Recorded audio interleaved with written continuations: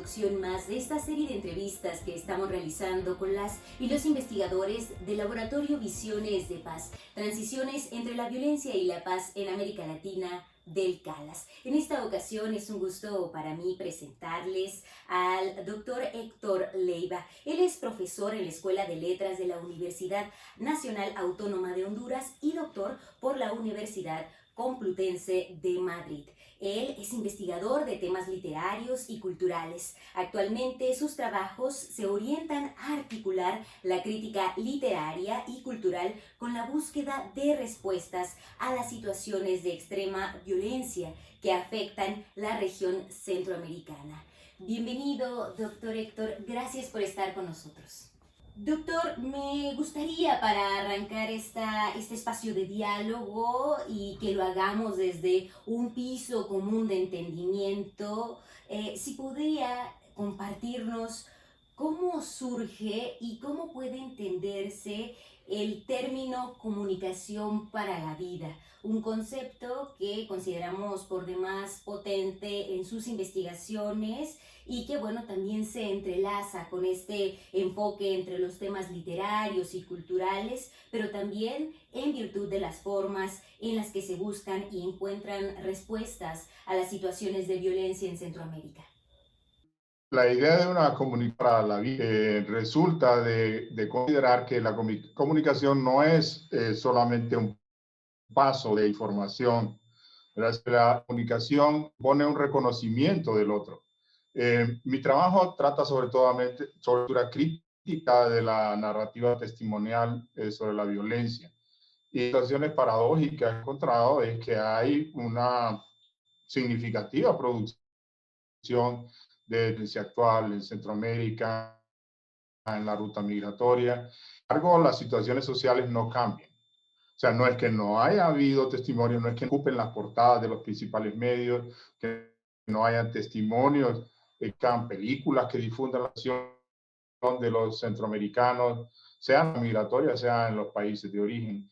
A pesar de la presencia, no hay un cambio. Entonces, uno de los problemas se encuentra a la base de comunicación, de que la comunicación no está consiguiendo una aproximación, un reconocimiento del dolor del otro, un poco con el otro, que requerirían los caras en nuestras sociedades. Un poco con mis ensayos habla de necesidad de que haya comunicación, vida, verdaderamente un encuentro, una compenetración con el sufriente. Doctor, usted lo compartía hace un instante y bueno, sabemos que desde su experiencia en el análisis de la violencia en Centroamérica, ya lo decía desde la región entendida como tal o desde las migraciones, nos gustaría que nos dijera cómo es y cómo se vive la situación de violencia en esta región del continente y también cómo es que las personas han logrado resistir y sobrevivir a estas realidades violentas. Bueno, la violencia en los países de Centroamérica, en los países del norte de Centroamérica, Guatemala, Honduras y El Salvador, se vive como una situación cotidiana, especialmente en los barrios pobres, ¿verdad? De las ciudades. Una situación de acoso, es una violencia difusa que asalta a las personas en cualquier momento, ¿verdad? Es una situación de estrés y que motiva una de las principales salidas a esta vivencia de la violencia es la migración. La gente está saliendo de los países. La forma de violencia, en uno de mis ensayos, yo digo que lo que se está viviendo en Centroamérica son unas guerras inciviles. Que ya no son las guerras civiles de otro tiempo, de los conflictos armados de la década del 70 o del 80, en que se disputaba por un proyecto político. Ahora lo que hay son grupos fuertes de poder, criminales, algunos grupos con la máscara del Estado o de las fuerzas de seguridad, ¿verdad? Que acosan a la población a través de la extorsión y de distintas formas de criminalidad. Ya no está en cuestión la organización de la sociedad o un proyecto político, sino que el expolio de la población. Y esto está motivando pues la salida de las personas. Y la imagen más ilustrativa de esto son las caravanas, las grandes columnas de personas atravesando la frontera, que la primera impresión que dan, la primera asociación que dan es a la de refugiados de una guerra, gente que está huyendo de un país en guerra. Y eso es un poco lo que se vive en Centroamérica. Digamos, los niveles de violencia, las tasas de homicidios son comparables a las de países en conflictos armados abiertos. Doctor, frente a esta realidad y con base en sus investigaciones, nos gustaría preguntarle cómo es posible articular el sufrimiento y el dolor en medio de esta experiencia de violencia en gran parte de las poblaciones centroamericanas. Usted ya nos daba algunas luces en su respuesta anterior, pero quisiéramos hacer hincapié sobre precisamente esta crisis de derechos humanos, esta crisis humanitaria que se está viviendo y que está forzando a las personas a salir de sus comunidades de origen. Bueno, una situación de interés es que las víctimas de la violencia criminal, digamos, adolecen de una invisibilización, ¿verdad? Mientras que las víctimas de los conflictos armados políticos de las décadas del 70 y del 80, pues se visibilizaban. Las víctimas de la violencia criminal, que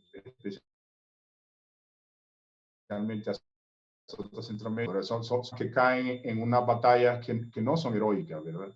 Y la sociedad no está reconociéndolas. Una digamos,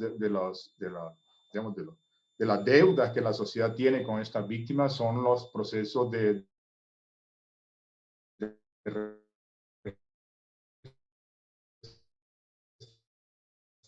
restauración cada día, que pequeño, pero muy importante de las iglesias, ¿verdad? Que brindan algún tipo de asistencia psicosocial a las víctimas de eso. Es muy poca la proyección que la sociedad está teniendo al respecto. Y mucho lo que se puede hacer, ¿verdad? La ruta migratoria nos eleva a la consideración inmediatamente los grandes bloqueos del están poniendo barreras a la migración, están poniendo barreras en defensa de los intereses de las naciones, pero desconsiderando, digamos, las condiciones de violencia que se viven en los países. Entonces, hay mucho que hacer en el ámbito de los países de origen, por supuesto, ¿verdad? Para crear oportunidades para las personas, para brindar seguridad, pero también en el plano internacional, ¿verdad? Para y respetar los derechos humanos de esta persona. Me parece también que es necesario hablar de las familias, es decir, de las familias de las personas migrantes que han también sufrido violencia en esta ruta migratoria y que pues también permanecen en esta espera de respuestas por parte de los estados, de las naciones. Esa es una de las deudas pendientes que tenemos, ¿verdad? La narrativa testimonial, que es de la que yo me ocupo y que eleva a la consideración estos asuntos, no solamente, digamos, está comunicando unas situaciones que se viven, sino que la narrativa testimonial es un acto performativo, ¿verdad? Las personas están tratando de proyectarse a esa sociedad, de que la sociedad reconozca, digamos, las situaciones que se viven, pero, digamos, la violentación del derecho. Digamos, es una forma de tratar de incidir en los cambios en la sociedad. Justo eso, doctor. Y la siguiente pregunta tiene que ver con lo que nos señala, lo que nos ha advertido hace unos instantes sobre la experiencia de las víctimas de la violencia o de estas violencias. Este es muy personal y le queremos preguntar qué es lo que le ha marcado y también qué es lo que ha aprendido de sus formas de resistir y de sobrevivir desde su experiencia en esta investigación, en estas investigaciones. Bueno, muy importante en esta investigación que se ha detenido a leer los testimonios ha sido darnos cuenta que la narrativa, pero especialmente las personas que han recogido estos testimonios, los periodistas especialmente, pero los académicos, también los artistas, los autores literarios, digamos, han quedado fijados en el acto de sangre, en el hecho de violencia. Digamos, digamos, el acto de sangre no revela toda la verdad. Es decir, el testimonio queda un poco anclado ahí. La víctima está en estado de shock, la sociedad también en estado de shock a partir de estos hechos que se narran en los testimonios, en las películas que se hacen sobre esto. Pero, digamos, la trayectoria de las personas antecede a ese acto de sangre, y la de las víctimas, la de los sobrevivientes, también continúa más allá de ese acto de sangre. Y entonces, cuando uno lee con detenimiento estos testimonios o aprecia la producción audiovisual que ha habido al respecto, uno se da cuenta que detrás de este terrible escenario de violencia hay una búsqueda de vida. Para mí eso es muy importante en la lectura de los testimonios, que la mirada no quede fijada en ese acto de sangre, sino que se reconozca como, por ejemplo, en la migración hay un lance por la vida, un lance de supervivencia. Si la gente está huyendo, es cierto, pero lo que está buscando es construir, reconstruir su vida, salvar su vida natural, pero también buscar una vida digna. Es decir, hay un lance por la vida. Entonces, en lugar de que, digamos, toda esta narrativa de la violencia nos conduzca a un paisaje pues oscuro o pesimista, hace falta reconocer cómo la gente está buscando salidas, buscando maneras de construir la vida. Y esa es una, digamos, hablo de uno de los ensayos de una pulsión, ¿verdad? Una pulsión migratoria, hablo de un lance de vida, es decir, que esta enorme energía que viene de las propias personas es lo que hace falta que nuestras sociedades consigan canalizar, consigan orientar de otra manera, como una forma de apalancar modos de vida, de convivencia más humanos en nuestras sociedades. Doctor Héctor, por lo tanto, nos gustaría también preguntarle qué significan para usted estas llamadas caravanas de migrantes centroamericanos, esto que incluso ha sido llamado a estas movilizaciones transnacionales, éxodos. ¿Qué significan para usted desde su análisis, desde la experiencia misma? Nos parece que esta situación que se está viviendo es pertinente hablarla, nombrarla. Para mí es un llamado de atención pues muy importante, un signo de nuestros tiempos, ¿verdad? Un signo de la crisis de los estados nacionales que funciona como alerta, tanto para los países de origen como, me parece a mí, para los países de tránsito y para el derecho internacional, ¿verdad? Porque cuando se elevan barreras contra los migrantes, no solamente se están deteniendo a estas personas, sino que se está poniendo en precario el régimen de los derechos humanos, el reconocimiento de las personas como sujetos de derecho, que es uno de los pilares civilizatorios, ¿verdad? Es uno de los pilares de nuestra sociedad global. Ya no es un asunto solamente de los países de origen, en tener la libertad de poder migrar. Y eso involucra pues a los estados, a las naciones de tránsito de estas rutas migratorias, y a una reconsideración del derecho internacional. Y es un problema que que se plantea en Centroamérica y Norteamérica, pero que se está planteando en distintas regiones del mundo, ¿verdad? La movilidad de las personas.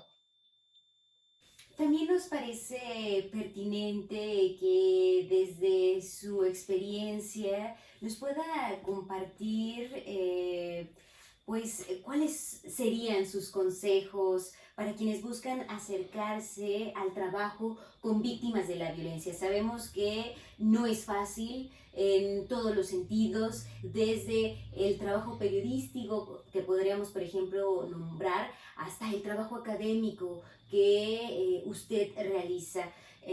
¿Cuáles serían los consejos para quienes quieren acercarse a trabajar con ellas, con ellos? Y cómo también es que se deben trabajar sus testimonios para no dañar su integridad y, por supuesto, para no ponerles en riesgo, porque son situaciones latentes y vigentes de violencia que están viviendo.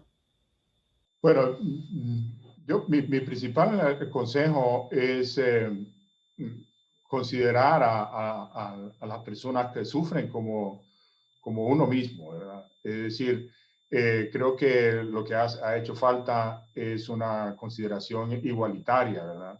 De quiénes somos. El problema es que no reconocemos como personas o como sujetos de derecho al otro.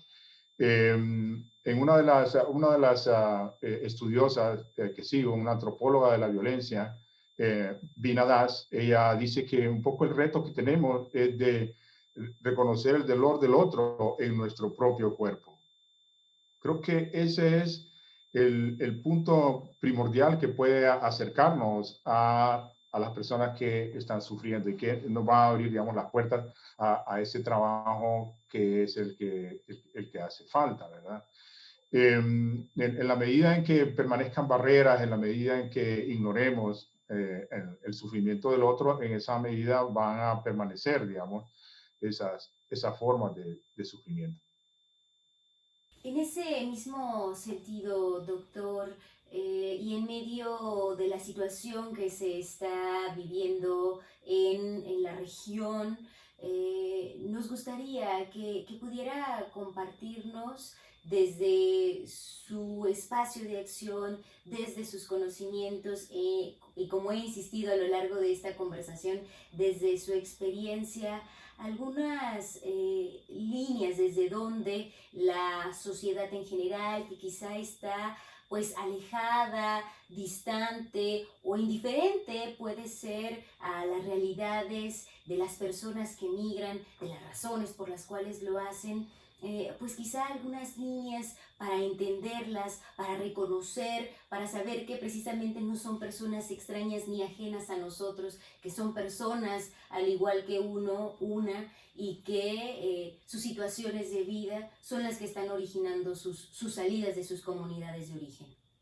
Sí, bueno, creo que hay un problema como muy extendido quizá al que podría referirme acá, eh, y que yo me he referido antes, y es un poco el hecho de que los actos de violencia, los actos de sangre, ¿verdad?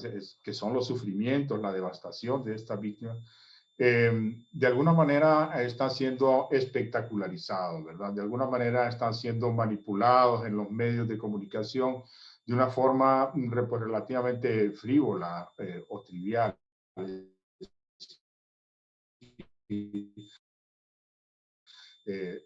Como se consume la violencia de la ficción, de la cinematografía, ¿verdad? Policial o de terror, ¿verdad?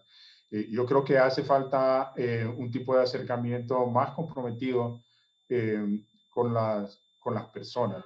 Eso respecto del ciudadano común, digamos, pero también respecto de las instituciones. Yo creo que en lo que se refiere a las instituciones, un giro importante que podría hacer cambiar digamos, los procesos es colocar a las víctimas en el centro de atención. Porque cuando se confronta la violencia y se hablan de programas de prevención o se habla de proyección social, pues normalmente se está pensando en los que van a ser agresores, ¿verdad? Digamos, en aquellos jóvenes que se encuentran en riesgo y que podrían llegar a convertirse en victimarios. Pero a lo que se ha desconsiderado es a las víctimas, el dolor social. Y yo creo que es muy importante que las sociedades cobren conciencia del dolor social, porque, digamos, los mismos victimarios van a poder reconocer, digamos, los daños que se están haciendo. Entonces, yo creo que uno de mis consejos, o sea, lo que yo he podido visualizar es que un cambio cualitativo importante podría producirse en los distintos programas si colocamos en el centro a las víctimas y las necesidades de las víctimas y lo que ellas viven. Doctor, llega bueno, muy cercanos a cerrar este espacio de diálogo. Queremos pedirle que pueda compartirnos en qué sitios, lugares podemos encontrar sus trabajos de investigación, sus artículos, textos, para que quienes están viendo esta entrevista puedan consultarle, puedan referirlo. Sabemos pues que habrá las posibilidades en la plataforma, en el sitio web de CALAS, para depositar su conocimiento, la información que ha generado alrededor de estos estudios, pero le queremos invitar a que nos comparta quizá algún otro espacio donde podamos encontrar sus trabajos. Sí, muy bien. Yo he trabajado el tema de la violencia en la literatura. Yo soy profesor de literatura, ¿verdad? Mi primer trabajo al respecto fue sobre la narrativa de los procesos revolucionarios en Centroamérica.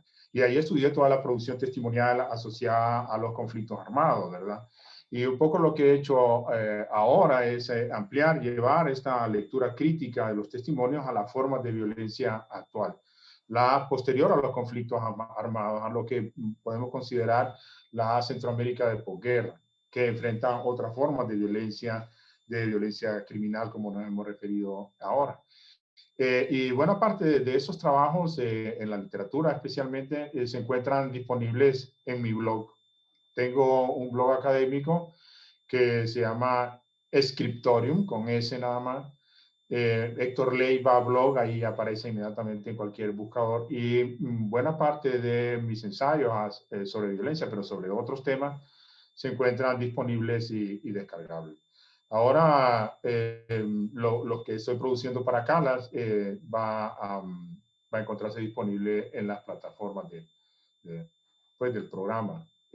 Aunque importante es que hay un giro en mi trabajo intelectual, pues muy importante también, porque ahora justamente mi trabajo intelectual se ha visto afectado por el estudio de esta forma de violencia, y me he aproximado, creo, a un entendimiento pues, más humano, más cercano a las personas, digamos, en los últimos trabajos.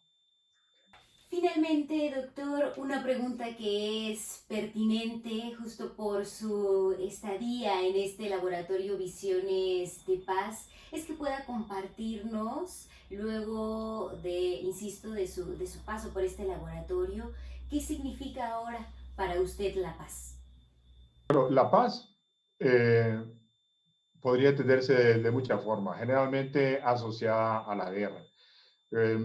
Como he planteado yo ahora, las formas de guerra que vivimos son son nuevas guerras. Para mí, la paz sería una forma de convivencia constructiva de las personas, ¿verdad? Un respeto por la vida, unas condiciones para que la vida pueda reproducirse. Tiene que ver entonces con las garantías que se ofrecen a la reproductibilidad de la vida personal y de la vida social, ¿verdad? No solamente de la vida natural, sino que de la vida moral, ¿verdad? Del derecho de las personas. Entonces yo entendería la paz y la transición a la paz en ese sentido. Y un poco es lo que he encontrado que las personas andan buscando, la posibilidad de reproducir la vida. Acabamos de escuchar al doctor Héctor Leiva. Él forma parte de las y los investigadores de este laboratorio Visiones de Paz, transiciones entre la violencia y la paz en América Latina del CALAS. Doctor Héctor, le agradecemos muchísimo haber estado aquí con nosotros. Muchas gracias. Gracias a ustedes. Ha sido un placer compartir el trabajo a través de esta entrevista.